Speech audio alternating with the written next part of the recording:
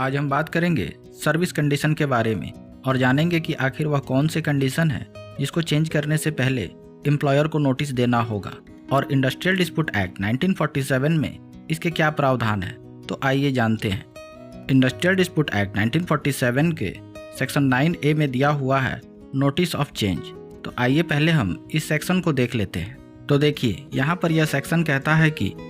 No employer who propose to effect any change in the condition of service applicable to any workman in respect of any matter specified in the 4th schedule shall effect such change without giving to the workman likely to be affected by such change a notice in the prescribed manner of the nature of the change proposed to be effected or within 21 days of giving such notice।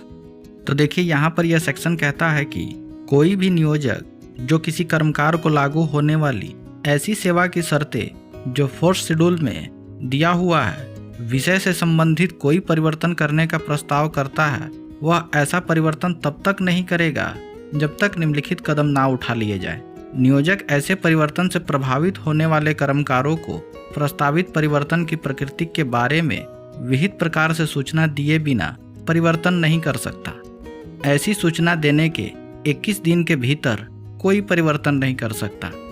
इसका अर्थ हुआ कि कोई भी employer जो है वह किसी भी कर्मकार को अगर उसकी सेवा की कोई शर्तें जो इस अधिनियम के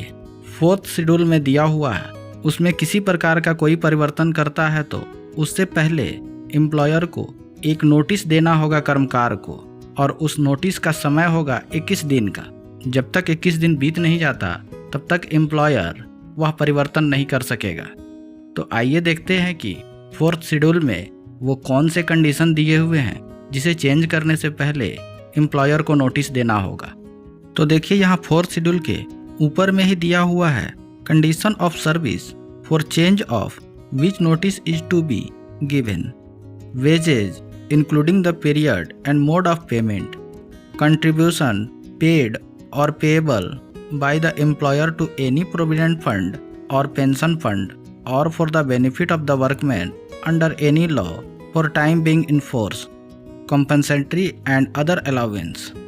hours of work and rest intervals, leave with wages and holidays,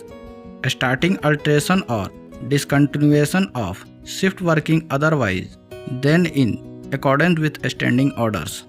classification by grades, withdrawal of any customary concession or privilege or change in choices, introduction of new rules of discipline or alteration of existing rules except in so far as they are provided in standing orders, rationalization, standardization or improvement of plant or technique which is likely to be lead to retrenchment of workmen,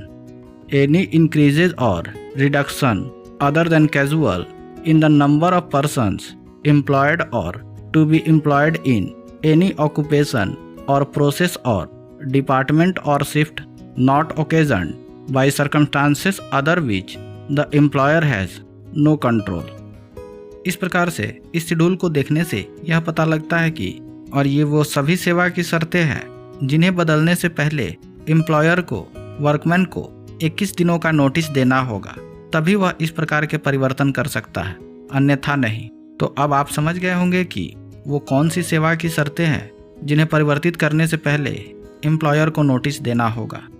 अगर आपको ये video पसंद आया हो तो इसे ज़रूर like करें और इस चैनल को ज़रूर सब्सक्राइब करें।